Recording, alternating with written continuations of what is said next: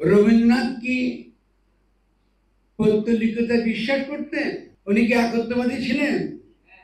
ছিলেন। তো ওনার সঙ্গে ঝগড়াটা কিসের? বুঝাইতে বলতে হবে আমাকে। আমি রবীন্দ্রনাথকে বাদ দেবো কেন? হিন্দু বলে? আমরা আলোচনা করব যে ঠিক আছে, আপনি একটা যুক্তি দিচ্ছেন রবীন্দ্রনাথকে বাদ দিতে হবে, জাতীয় সঙ্গে বদলাতে হবে, আমি মেনে নিলাম। 71 সালে জনগণ কি এটাকে নির্বাচিত করেনি? তাহলে যদি জনগণ নির্বাচিত করে থাকে, আমি এটাকে বাদ দেবার কে? এটা তো আমার ইতিহাসের অংশ। যদি নতুন জাতীয় সঙ্গীত লিখি, লিখবে কে? কারা লিখবে? এখানে একটা কবি দেখান তো যে লিখবে। ইসলাম বনাম সেকুলারিজম, এই বাইনারি আমাদেরকে ভয়ঙ্কর বিপদের দিকে নিয়ে যাবে। এই বাইনারি থেকে আমাদের বেরিয়ে আসবে এবং ইসলাম নামক কাল্পনিক একটা ইসলাম মাথায় রেখে, আর এখানে যে ইসলাম, বাস্তবে যে ইসলামটা আমাদের মনের মধ্যে, আমাদের শিল্পে, আমাদের সাহিত্যে হাজির রয়েছে, এটার মধ্যে আকাশ পাতাল তফাৎ। আপনাদের মধ্যে একদল বলবে যে হ্যাঁ, রবীন্দ্রনাথ বাদ দিতে হবে, আমরা ইসলামী রাষ্ট্র চাই, রবীন্দ্রনাথ বাদ, আমরা কোনো হিন্দুদের কিছু রাখতে চাই না, এটা বলবে না? আর আমরা আরেক দল যারা এই যে এত দীর্ঘদিনের প্রস্তুতি নিয়ে গণঅভ্যুত্থানের সফল হলো, আমরা কি করব? এটা কি সামলাতে পারবো? আজমি 8 বছর পরে গুম হয়ে ফিরে এসছেন না? 8 বছর পর একটা মানুষ এই ফ্যাসিস্ট শক্তির আয়না ঘরে 8টা বছর তিনি কাটিয়েছেন, আকাশে দেখেননি। তিনি ছাড়া আরো অন্যান্য অনেক যারা মুক্ত হয়েছেন, 3জন যারা, তারা আকাশ দেখেননি, আলো দেখেননি। 8 বছর তিনি ফিরে এসেছেন। ফলে এই যে একটা মানুষ, তিনি ফিরে এসে যে কথাটা বলেন, এটা খুব গুরুত্বপূর্ণ, খুব সেন্সিটিভ আমাদের জন্য। সেন্সিটিভ না আমাদের জন্য?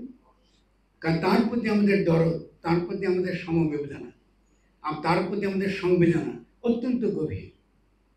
ফলে তিনি যে কথাটা বলবেন, এটা কিন্তু অত্যন্ত গুরুত্বপূর্ণ। এটা সব মানুষ শুনবে, কারণ তাকে সম্মান করবে, তাকে ভালোবাসে, এবং তিনি অত্যন্ত অত্যন্ত ভালো একজন কি সামরিক বাহিনীর অত্যন্ত গুরুত্বপূর্ণ একজন ব্যক্তি, একজন জেনারেল। ফলে তিনি এই দেশের জন্য আমি যতটুকু ভালোবাসি, তারও ভালোবাসা কোনো অংশে কম না। কিন্তু দেখুন সংবেদনশীলতাটা কি, তিনি এসে কি বললেন? প্রথম, জাতীয় সঙ্গীত বদলাতে হবে। তিনি কি বললেন? জাতীয় সঙ্গীত বদলাতে হবে। আপনারা কি একমত? আপনি একমত? মনে একমত? তাহলে আমরা সকলে না বলছি। কি জন্য না বলছি আমরা কিন্তু হঠাৎ পরিষ্কার, হ্যাঁ, অনেকে হ্যাঁ বলছি। তাহলে এর ফলে কি হয়েছে খেয়াল করুন, এর ফলে আমাদের মধ্যে একটা বিভক্তি তৈরি হয়ে গেল। এখানে হলো সমস্যা। আমি কেন বদলাবো জাতীয় সঙ্গীত? যদি আমি বদলাতে চাই, একটু আগে স্মৃতির কথা বলেছি, এটা স্মৃতির কথা বলেছি না? তাহলে জাতীয় সঙ্গীত কি আপনাদের স্মৃতির অন্তর্গত না? জাতীয় সঙ্গীত হিসেবে পাওয়ার জন্য আপনাকে রক্ত দিতে হয়নি? আচ্ছা, আমার একটা বই আছে, রক্তের দাগ মুছে রবীন্দ্রনাথ। রবীন্দ্রনাথকে যদি আপনি এই ঠাকুর পরিবারের মনে করেন, যে একটা মানে আমি মুসলমান, সে হিন্দু, এই বিভক্তির জায়গা থেকে যদি তার দিকে আপনি তাকান, তাকে সেভাবে বিচার করেন, আপনি আরেকটা বিভক্তি তৈরি করবেন। সেই সময় রবীন্দ্রনাথের গান আমরা 60 দশকে আমরা শুনতে পারিনি, কারণ পাকিস্তান আমাদেরকে রবীন্দ্রনাথকে নিষিদ্ধ করেছে। দেখুন, স্মৃতি ভুলে যাওয়াটা কত ভয়ানক জিনিস, স্মৃতি চ্যুত হওয়াটা ভয়ানক জিনিস। যখন আমি চ্যুত হয়ে যাচ্ছি, তখনই কিন্তু আমি যে ঐতিহাসিক ধারাবাহিকতা, সেই ধারাবাহিকতা থেকে আমি বিচ্যুত হচ্ছি। এখান থেকে কিন্তু ফ্যাসিজম জন্ম নেয়, এখান থেকে বিভেদ শুরু হয়। এখন আজমি এটা ভেবে বলেছেন বা তাকে কেউ বলেছেন, এটা আমি বলতে পারবো না, হয়তো আগামী দিনে আমি জানব। কিন্তু এতে আমরা অনেকে যারা জনগণকে এই গণ অভ্যুত্থান পরবর্তী সময়ে আমরা ঐক্যবদ্ধ রাখতে চাইছি। কেন? কারণ দিল্লি বারবার বিভিন্নভাবে এখানে বিশৃঙ্খলা সৃষ্টি করার চেষ্টা করছে।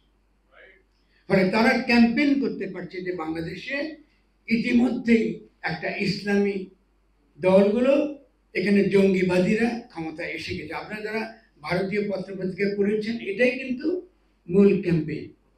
এবং এই যে জাতীয় পতাকার কথাটা বলার সঙ্গে সঙ্গে ভারতীয় সমস্ত পত্র পত্রিকা বলা শুরু করেছে যে বাংলাদেশে ইতিমধ্যে একটা জঙ্গিবাদী, ইসলামবাদী, মৌলবাদী একটা সরকার এসে গিয়েছে। ঠিক আছে? এবং দিল্লি দাবি করবে এটা তাদের জন্য নিরাপত্তা ইস্যু। ইতিমধ্যে বর্ডারে কিন্তু গুলি হয়েছে, বর্ডারে গুলি হয়েছে। যখন গুলি হবে তাহলে একটা আপনাদের মধ্যে একদল বলবে যে হ্যাঁ, রবীন্দ্রনাথ বাদ দিতে হবে, আমরা ইসলামী রাষ্ট্র চাই, রবীন্দ্রনাথ বাদ, আমরা কোনো হিন্দুদের কিছু রাখতে চাই না, এটা বলবে না? আর আমরা আরেক দল যারা এই যে এত দীর্ঘদিনের প্রস্তুতি নিয়ে গণঅভ্যুত্থানের সফল হলো, আমরা কি করব? এটা কি সামলাতে পারবো? মাত্র আমরা এই কি বলবো, এই অভ্যুত্থানটা আধা বিজয় হয়েছে, বাকি বিজয় বন্ধ। তাহলে এটা কিন্তু আজমি সজ্ঞানে বলেছেন, আমি কি জানি না। যদি তিনি না বলে থাকেন, আমি কাতরভাবে অনুনয় বিনয় করে তাকে বলবো এটা বলার ঠিক না। তার মতো এত বড় তিনি এই ফ্যাসিস্ট শক্তির অধীনে তিনি অত্যাচারিত হয়েছেন, তার সঙ্গে রবীন্দ্রনাথের কোনো সম্পর্ক নেই। এটা বাঙালি জাতিবাদের, বাঙালি পরিচয়বাদ, যে জাতিবাদটা এখানে ইসলাম নির্মূল করার রাজনীতি করেছে, এটা তাদের সমস্যা।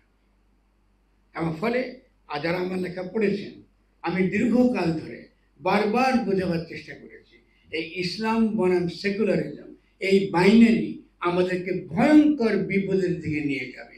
এই বাইনারি থেকে আমাদের বেরিয়ে আসতে হবে। এবং ইসলাম নামক কাল্পনিক একটা ইসলাম মাথায় রেখে, আর এখানে যে ইসলাম, বাস্তবে যে ইসলামটা আমাদের মনের মধ্যে, আমাদের শিল্পে, আমাদের সাহিত্যে হাজির রয়েছে, এটার মধ্যে আকাশ পাতাল তফাৎ। বাংলাদেশের মুসলমান বা বাঙালি মাত্রই ইসলামের দ্বারা প্রভাবিত, সেটা হিন্দু হোক কিংবা মুসলমান হোক। শ্রী চৈতন্য জিকির করতেন, আপনারা কি জানেন? উনি জিকিরের নাম কি? শ্রী চৈতন্য জিকির করতেন, উনি জিকিরের নাম কি? দেখতে পাচ্ছেন আপনি কেউ বাঙালি না, না না, এই জিকিরের নাম হচ্ছে নাম কীর্তন। জিকির মানে নাম কীর্তন, আল্লাহর নাম নেওয়া। তা আপনি আল্লাহ আল্লাহ করছেন, আর সে হরে কৃষ্ণ করছে, তফাৎটা কি? তফাৎটা কি? তফাৎ তো একই রকম। রবীন্দ্রনাথ কি পৌত্তলিকতা বিশ্বাস করতেন? করতেন না। উনি কি একত্ববাদী ছিলেন? ছিলেন। তো ওনার সঙ্গে ঝগড়াটা কিসের আমাকে বলেন? ওনার সঙ্গে আমার ঝগড়াটা কিসের?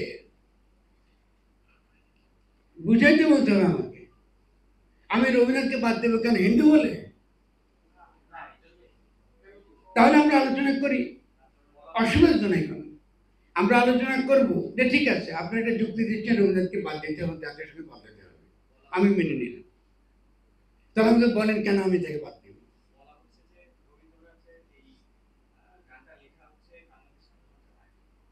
যখনই লেখা আপনার 71 সালে, বলি 71 সালে জনগণ কি এটাকে নির্বাচিত করেনি? ওকে, অলরাইট। তাহলে যদি জনগণ নির্বাচিত করে থাকে, আমি এটাকে বাদ দেবার কে? এটা তো আমার ইতিহাসের অংশ। যদি আমি এটাকে বদলাতে চাই, যদি আমি রবীন্দ্রনাথকে বদলাতে চাই, তাহলে আজকে এই গণ অভ্যুত্থানকে আগে সম্পূর্ণ করতে হবে। সম্পূর্ণ করার পরে যারা বিজয়ী হবেন এবং তারা তাদের গণপরিষদে এটা নিয়ে আলোচনা করবেন। আমরা এখন তো সে বিজয় বুঝেন, আপনি বলতে পারেন, অসুবিধা। কিন্তু তার আগে আপনি বিভেদ তৈরি করছেন কেন? আপনি বিভক্ত করছেন কেন সমাজকে? কারণ এটা তো অত্যন্ত সেন্সিটিভ ব্যাপার, নাকি? আবার কেউ কেউ বলছে আমাদের জাতীয় পতাকা বদলাতে হবে, কেন বলছে না? বলছে কি? তাহলে এই যে বিভক্তিগুলো, আমি আপনাদেরকে যেটা বলবো, আপনারা দয়া করে সতর্ক থাকবেন। দেখেন এই যে কবিতা নিয়ে ঝগড়া করছেন, আর আপনার কিন্তু কাঞ্চিল, এই যে চিলি নিয়ে গেছে আপনি, আপনার দেশ কিন্তু চলে যাচ্ছে, আপনি খালি কবিতা নিয়ে ঝগড়া। তাহলে এগুলোতে সতর্ক হতে হবে। আজকে কি জাতীয় সঙ্গীত রচনা কবিদের ব্যাপার না, কবিরা তো করবে নাকি? যদি নতুন জাতীয় সঙ্গীত লিখি, লিখবে কি? কারা লিখবে? এখানে একটা কবি দেখান তো, যে লিখবে,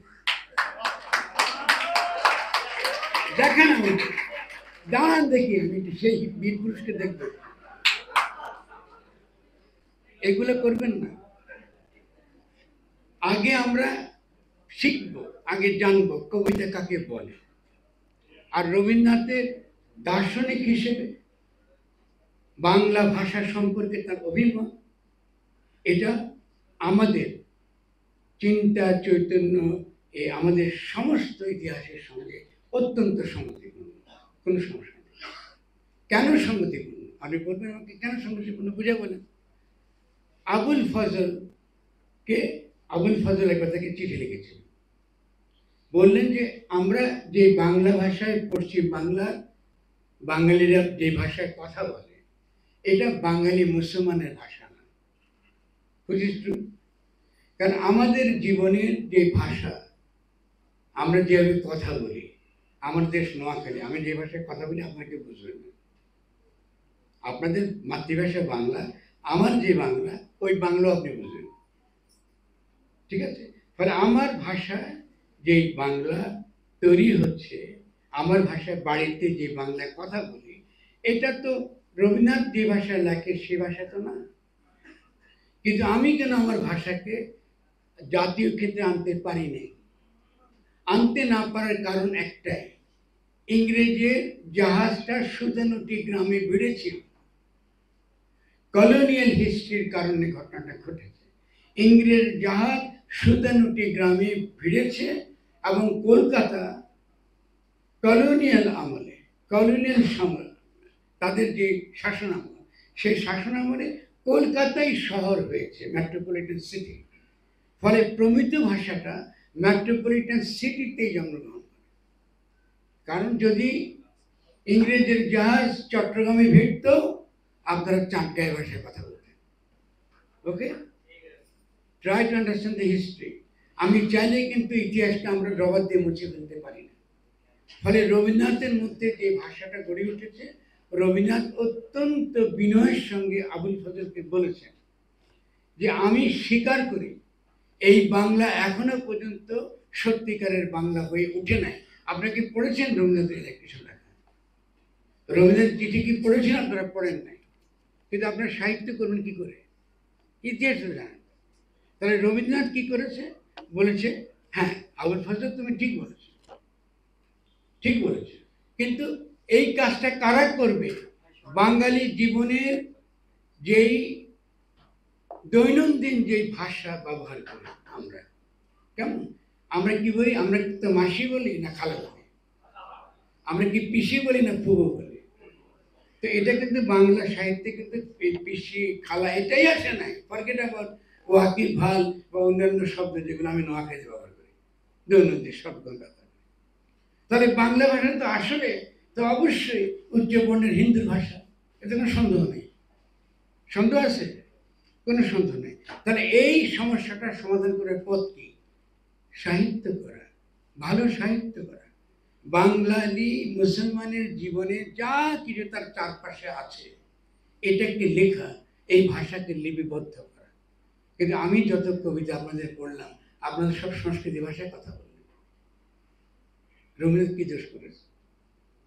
আপনাদের কোনো নতুন করে বাংলাতে দেখলাম,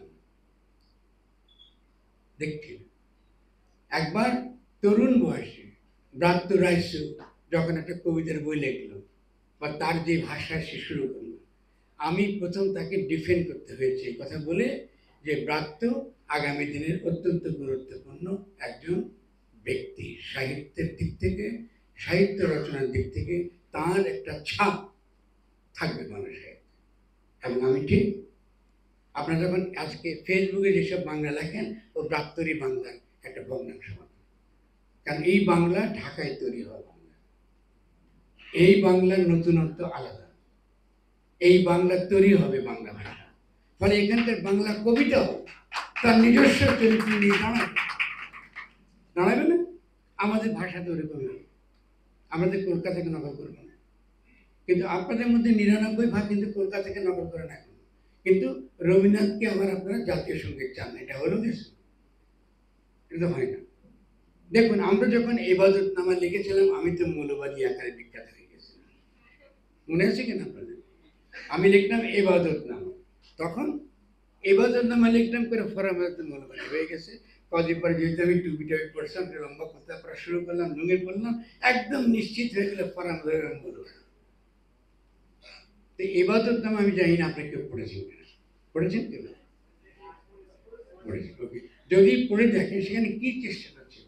চেষ্টাটা ছিল যে ইসলাম নির্মূল করবার যে সাংস্কৃতিক প্রচেষ্টা